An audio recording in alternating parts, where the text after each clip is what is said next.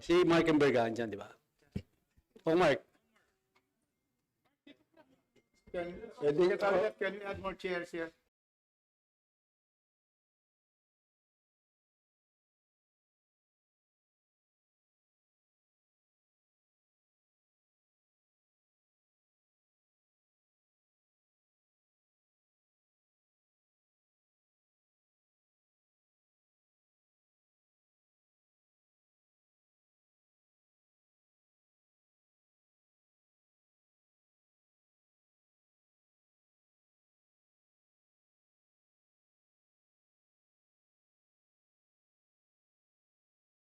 We can start now. Our friends in media, we're with this afternoon the leaders of the major political parties. On my right is Congressman Is Barbers of NP.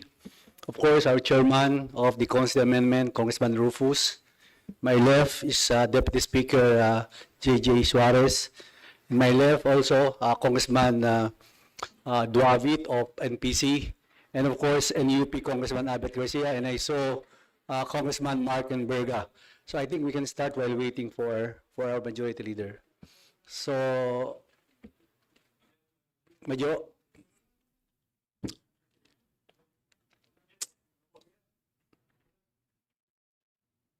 Medyo ka, dito ka.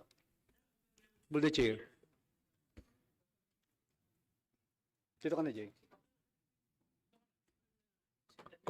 Kong JJ. Kami, pare. Kong JJ. Hila lang tayong chair. So, okay. Can you start the ball rolling na? Si Ryan na dyan. Ryan, okay. Start na.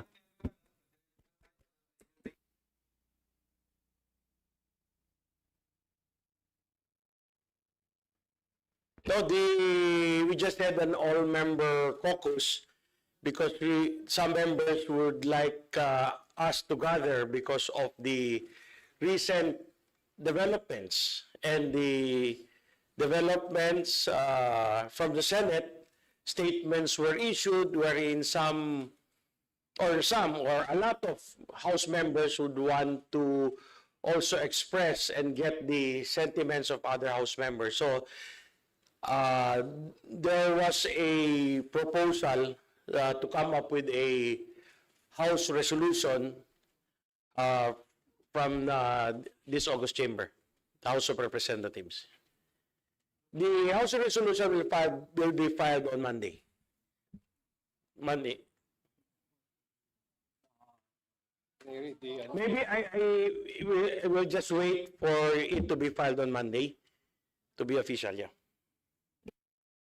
So to give you an idea for the resolution, a resolution expressing unwavering solidarity. Sign ko na? On Monday na. I think on Monday na po. Okay, thank you.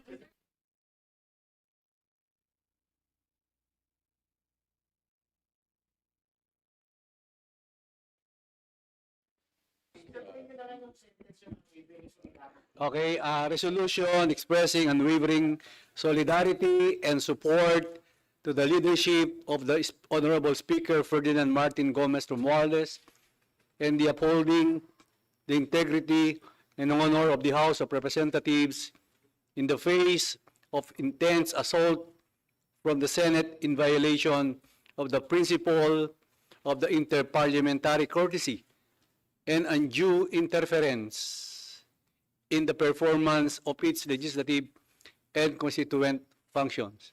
So that is the title of the resolution. Thank you, Mr.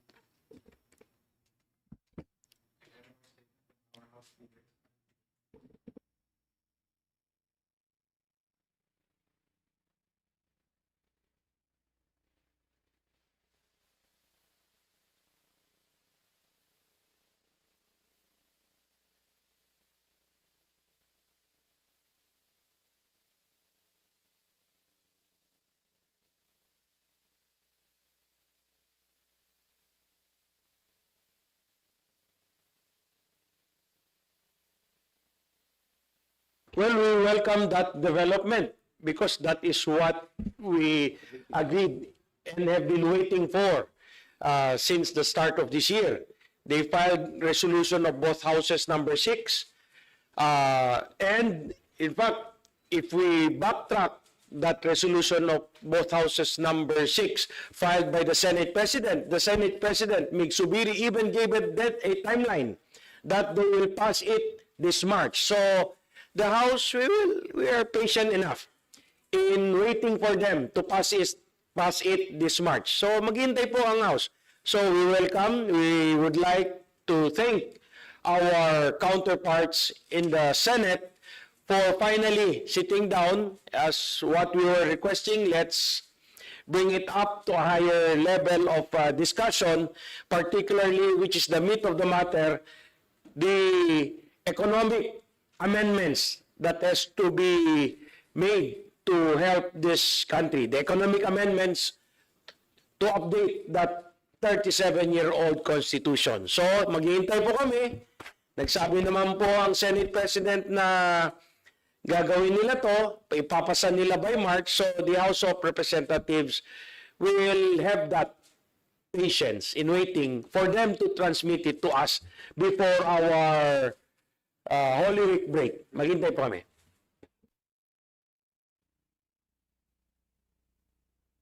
Firstly, as we have stated in the previous press conference, this will be the game changer. If they approve the economic amendments to the Constitution, then there will be no more basis for the people's initiative. Our RBH 6 here really is only economic amendments. No abolition of the Senate. They are overreacting on something that is not there. And so therefore, we support the Senate President and the senators, hopefully that they're going to approve this before the Holy Week. We just have some requests to include a total, comprehensive opening of our economy. They only have three. They have public utility, they have education, and advertising. We would like to have especially the constitutional provision on the development exploitation of natural resources. Jerry Sikat, the economist, has come out this morning that in fisheries itself, we cannot bring in big investors on fishing, and we are a pelagic country that needs foreign investments. And the NEDA chief has said, Mr. Balisacan, that we should open already. So our appeal to them, why also not consider development of exploitation of natural resources, and then media and others that we have proposed. So yeah, that's subject to what we have. So we are requesting a more comprehensive economic amendments, nothing on political amendments. Thank you.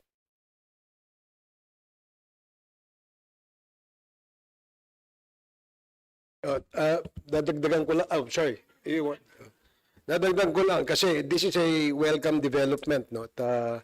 Tayo po ay nasisiyahan dahil at last, no, may schedule na, madidinig na itong RBH 6. But let me just refresh the memory of everyone that for the last several days, yung ating speaker po ay nagpahayag at sinuportahan po ito ng ating mga kasamaan sa Kongreso na kami po ay willing to embrace the version that the Senate will pass. Dahil po sa Senate po manggagaling yung version ng economic amendment sa ating Constitution, therefore, they will be assured that we will not take up any political provision for that matter. So, again, let me reiterate that the Speaker, as the head of the 311 members of this House, has manifested his desire to embrace the version that the Senate will pass in this RBH. Hello, good afternoon. On our part po, actually masaya kami, no, dito sa nangyayari na sa Senate na nag-schedule na sila na meron silang hearing.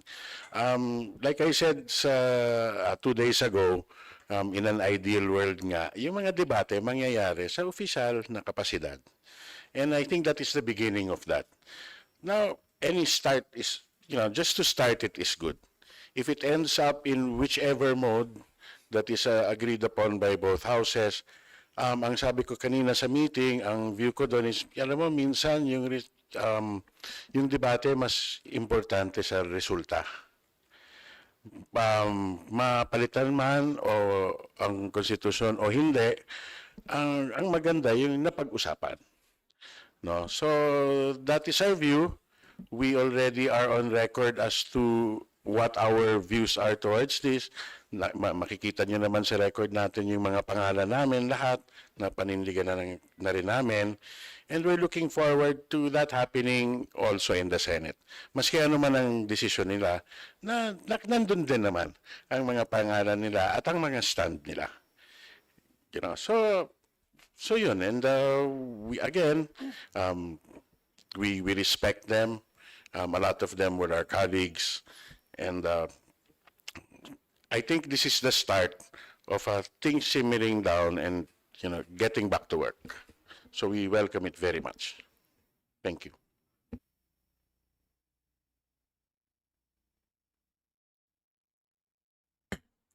Magandang hapon po sa ating lahat. First of all, sorry for us being late dahil nag-meeting pa po yung party leaders with the speaker. Then afterwards, nag-meeting po yung all-member caucus na ginanap ngayong hapon. Kaya medyo na-late po kami. And in that meeting, of course, medyo maraming emotions, maraming napag-usapan. Hindi naman natin maalis yun given the recent events that have happened. Pero ang pinaka-importanting takeaway from that caucus is that number one, the House is solid behind the Speaker as was relayed by our senior Deputy Speaker and Majority Floor Leader in the form of the resolution that will be filed on Monday. So yun po yung una. Pangalawa, kahit na medyo nasasaktan yung ating speaker, ang instructions niya po sa ating mga kasamahan dito sa House of Representatives ay wag nang palakihin yung issue, tayo po'y magtrabaho na. Nang sa ganon ay yung ating trabaho ay talagang pakinabangan ng ating mga mamamayan. So yan po, in so many words, ang instructions ng ating speaker, and we're very happy na didinggin na ng Senate ang RBH 6 para magawa na rin po namin ang aming counterpart dito sa House of Representatives at mapag-usapan na po ang pag-improve ng ating konstitusyon nang sa ganon ay mabuksan ang ating ekonomiya for more investments, better jobs, and better lives for our people. Yun lang po at maraming salamat.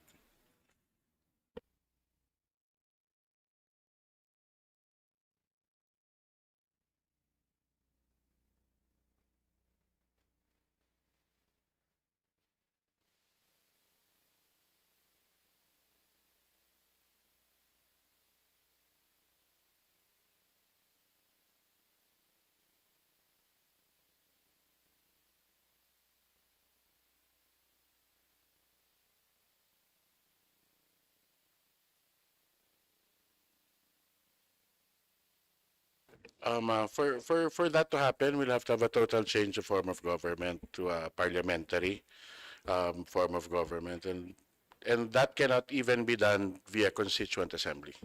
That can only be done by way of a constitutional convention of representatives elected by the people in a separate election. Hindi na kami yung gagawa nun. It's very clear that this is not that this is not in the table. To give a little bit of history, yung RBH 6 na version ng House does ask for a convention. But the reason that this version of the House was to ask for the conversion this term was because last term, if you recall, like I said, I personally faced you all on the same topic also. The offer naman of our former Speaker Lord was Constituent Assembly, economic provisions only, voting separately, at hindi rin tinanggap. So, ang thinking this term was, okay, kung hindi nyo gusto yon, ay subukan naman natin itong isa. So, kaya ganon yung version ng RBH 6 ng House ngayon. So, with the latest developments naman, Ang sinasabi na nga is, kung ayaw ninyo rin ng RBH 6 namin, yung RBH 6 naman ninyo. Parang maumpisahan na lang. Thank you. Can I say something? Yep. Yeah, thank you. With relation to the question of Tina, no? Yeah. I think what we see is the narrative against progress and development is consistent. So gusto nilang lagyan ng political color yung constitutional amendments na pinupush ng House of Representatives. When in fact, on the table are purely economic amendments. This was the same argument and threats posed by the Senate na sinabi na i-abolish daw sila, matatanggal daw sila. Tapos ito naman sinasabi na to perpetuate power, etc., etc. You know, it's really the same narrative being thrown against the proposal to push for charter amendments. But, you know, like what Jack has mentioned earlier and the other colleagues have been parroting since, you know, we fought for this. You know, how long do we have to wait? We're in the same level as Cambodia already. We're 8th from the last. When do you want to actually realize the full potential of the country? So we're happy with the development of the Senate. We look forward to them having discussions quickly. Let me emphasize quickly kasi Majo mentioned a timeline earlier, although I'm quite concerned because when I heard the statements of Senator Coco Pimentel, ang sinabi niya, parang kakailanganin ng mahigit 1 taon to sa Senado para pag-usapan. So, siguro yun ang kailangan natin malaman mula sa mga kaibigan natin sa Senado, yung timetable. They gave. So, we'll hold them to that, March. Regarding, to add to that, yung sinabi kong timetable, hindi po kami nagbigay nun, ha? May records na nag-issue ng statement po yung Senate President at sinabi nila, Senate President Mig Subiri, na tatrabawin nila to at they will try to have it for March para i-transmit po sa amin. So, sa kanilang timetable to, hindi po sa House of Representatives. In fact, this development is a welcome development for us. Kung matransmit nila sa amin ng March, nandito na sa amin yung bola, tatapusin namin para pwede na natin ipresenta sa taong bayan for a referendum. Pagbubotohan na ng tao. Ngayon, yung mga ibang agam-agam na may people's initiative, hindi na po magagawa yon kasi isa lang po pwedeng initiative for every 5 years. Now, with regards to the suspicion that we are trying to do this to have somebody become a prime minister or something, records will prove, tingnan po natin ano yung transmit ng House of Representatives sa Senado. Hindi po yung sikreto. Those are public records. Anong transmit ng House of Representatives sa Senado? Resolution of both Houses number 6, authored by 302 congressmen, Constitutional Convention to amend the economic provision. So wala pong nilagay doon na political.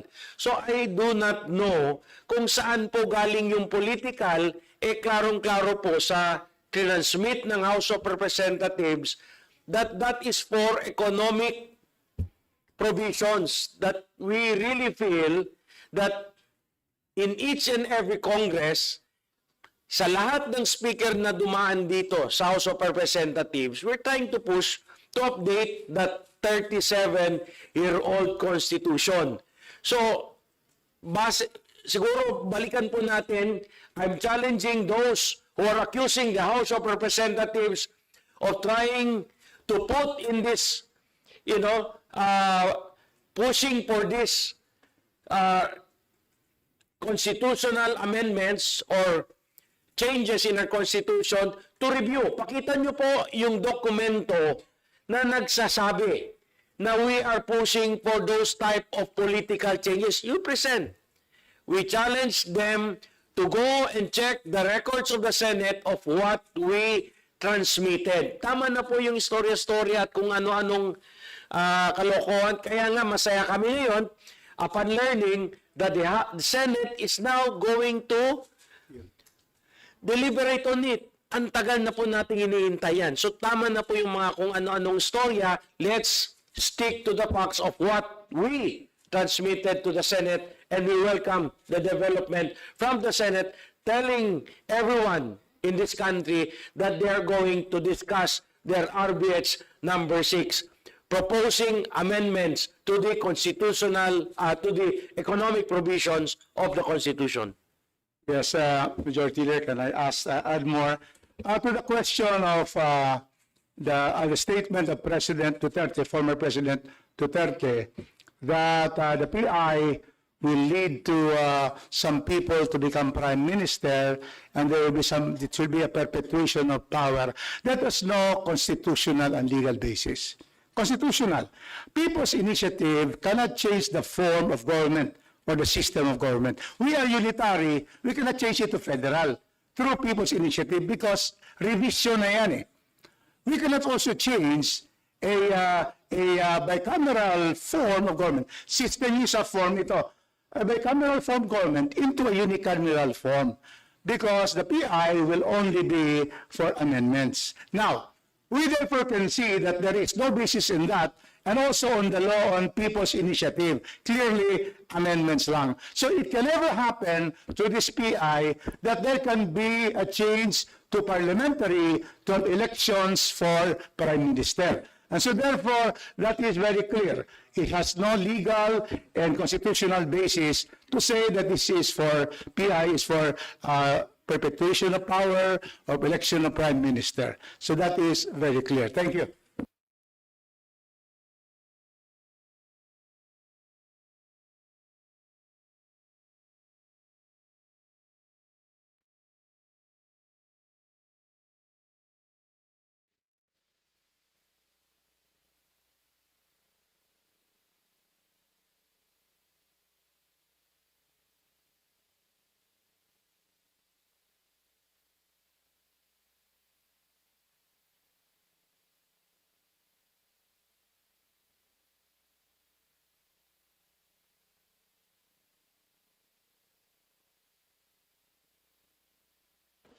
I guess nasa akin yung mikropono. I think si Mayor Basta already gave a statement. Nag-statement na siya, nakita ko sa front page kanina. Irespetuhin na lang yung statement niya. No, hindi na para hindi pa tayo maglagay ng gasolina, di ba? Sa ano. May statement na po siya eh. So, ako personally, I'll just leave it at that.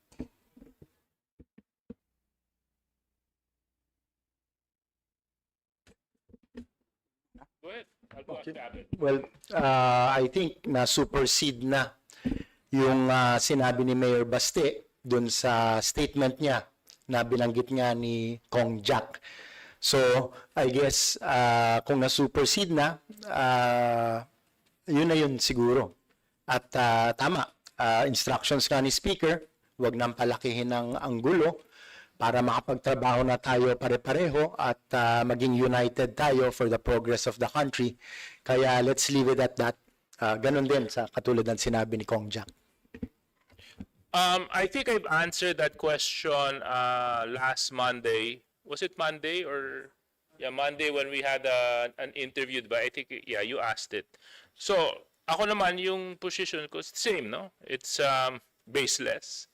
It's sad that it had to be mentioned, but if kung titingnan niyo naman po yung nagawa at performance ng ating presidente, yun ang magpapatunay na yung mga binanggit ni Mayor Baste na lack of compassion, lack of direction, lack of love, I think has no value in it given the performance of President Bongbong Marcos. In fact, for the House, we even reiterated our support for him last Monday through the resolution that was read out by Senior Deputy Speaker Don Gonzales. On my part, I answered that also during Monday press conference, yung sinabi ni Mayor Baste. So, ang masasabi ko lang po, ang pinagbili ni Speaker na we will work as a team para sa ating mga kababayan.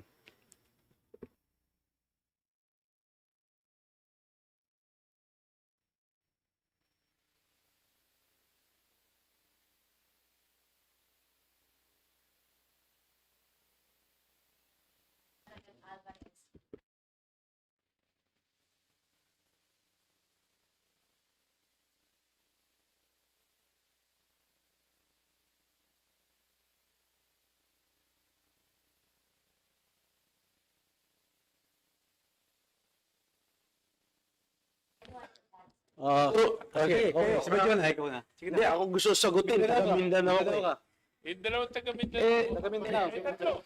Apat Mindanao. Yung apat taga Mindanao. Kami, ilan ba kami taga Mindanao? 1, 2, 3, 4. Kami taga Mindanao. Bakit? That is their opinion. We don't share the same idea.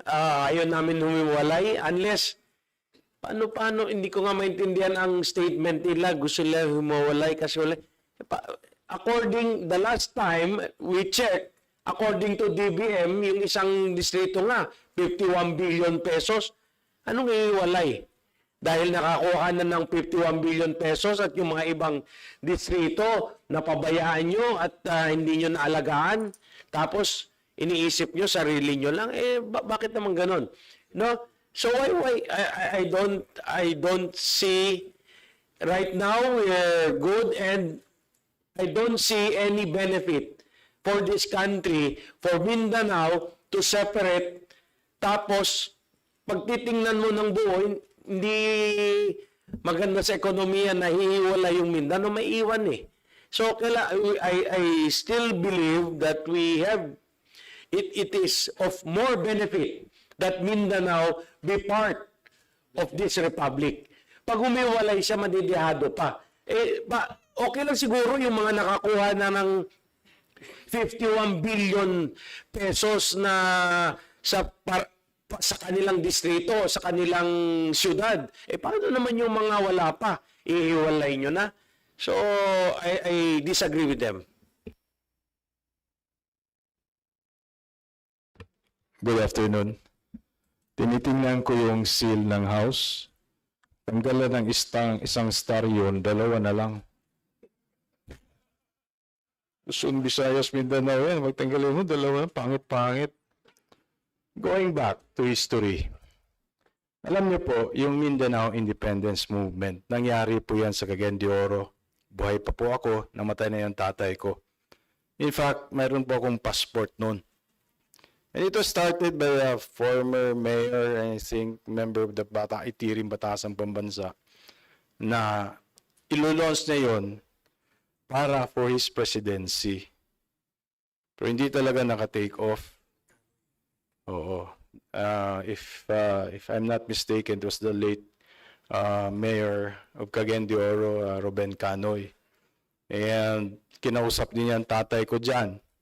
My late father was a congressman then about his plans of being a president. That was his slogan, Mindanao Independence Movement. Pero hindi naka-take off po yun. As I said, may dollar pa sila, mayroon pa silang passport na gagawin yon. Pero doon pa lang, it was just only a slogan for him for running probably for the presidency or Senate. Wala nang iba. Pero kung sasabihin mo bihig or talo sa releases, I don't think so. I don't think so now, Mindanao, lalo na ngayon. No? And probably it's another propaganda na lang na dapat ginawa na nila sa previous administration. Bakit ngayon? So, as a Mindanaoan, no, my province, sa Lone District of Camiguin, hindi papayag doon. Kasi kung talagang totohanin nila Ang Camiguin po, babalik na lang sa Visayas. Gusto ko nandun pa sa Star ang Camiguin. Thank you. Malayo yun. Kung Ace, going back to history, ang Camiguin po, pumasok yung mga Katsila. Yung simbahan po ng Camiguin, kasama po sa Visayas. When ginawa yung Misamis Oriental or Misamis and Cagayan de Oro, kinuha yung Camiguin as part of Mindanao. But originally, Camiguin was part of Visayas. Thank you. Ako naman, I was asked earlier about that, yung secession move, no, and proposal. Ang aking sagot ay simple lang, no. Ito'y dapat pinag-aaralan, no. Ito ay hindi dapat kasi marami pong proseso ang gagawin dito. Ang usapan pirma lang. When you create another you remove Mindanao from the Republic of the Philippines, that would probably entail a revision of the Constitution. Isn't that correct? So ngayon, dahil pirma lang naman tayo, no, so wala namang political provisions at the moment, sa tingin ko, no, they probably have, the proponents probably have some idea on why they are pushing for this, no? Personally, my opinion is that I don't want to shoot it down right away because pag-aralan, tingnan natin, di ba? If this will redound to more benefits for the people, bakit naman hindi? But as it is today, medyo sa tingin ko malabo pa. Malabo pa yon. At because malabo pa yan, at hindi yan ang ating priority, dapat siguro pag-usapan natin muna yung more important matters at hand.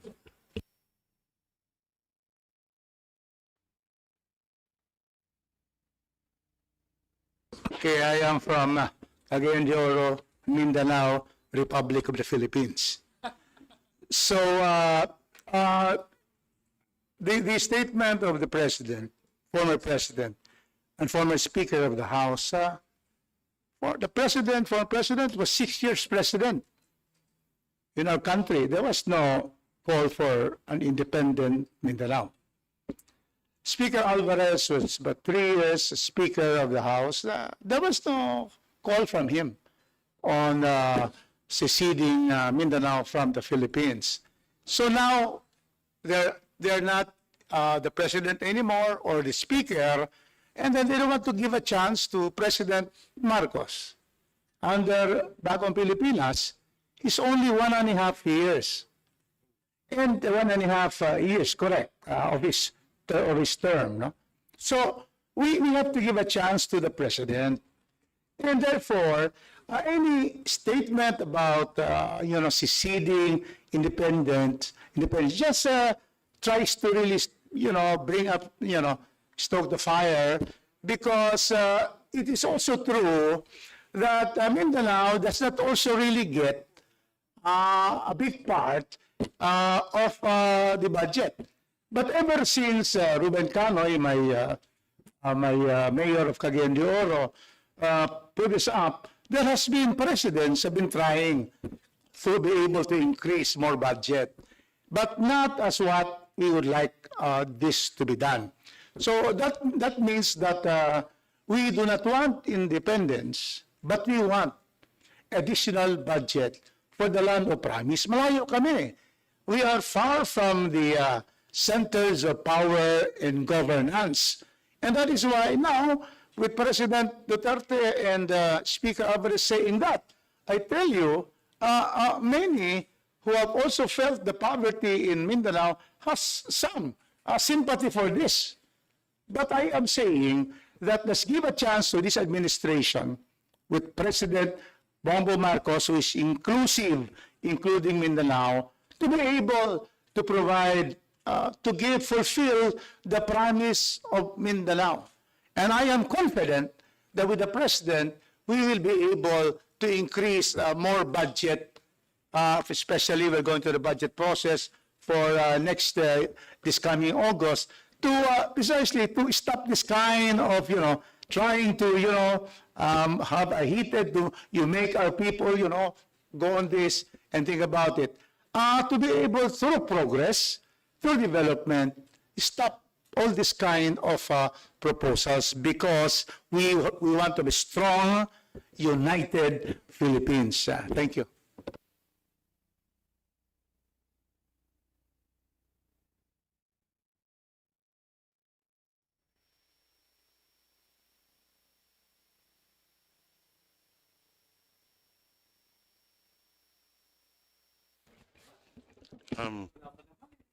Uh, there's nothing has been filed.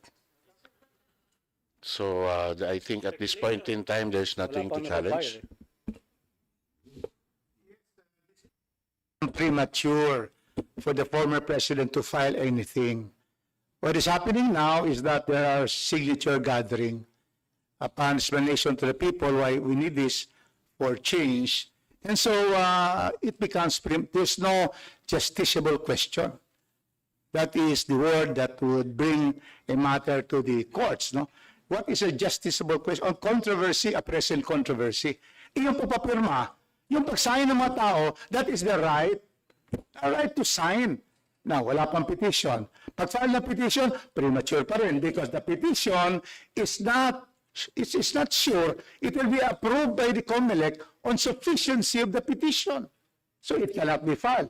So when there possibly be a filing, when the COMELEC will state that there is sufficiency of the petition, and when they declare that, they declare within 60 to 90 days the plebiscite. And then probably they will go to court and state, go against the executive secretary to be able to stop the plebiscite. But at this time, wala eh. All the cases against these political exercises goes into when it is approved by the proper body, the COMELEC. And so therefore, we're saying that premature, let's wait, there are signatures that have been signed, it will be filed, they will have to have a hearing and validation of this, and then probably later they can also file. I am sure any petition now will be dismissed by any court. And thank you.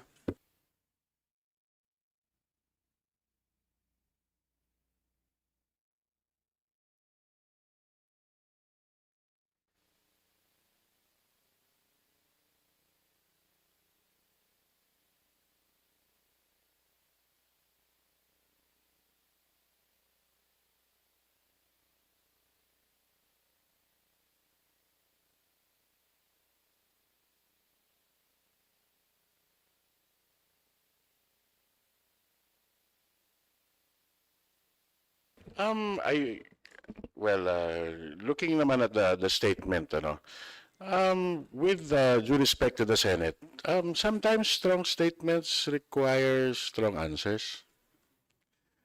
So hindi naman nakakasakit.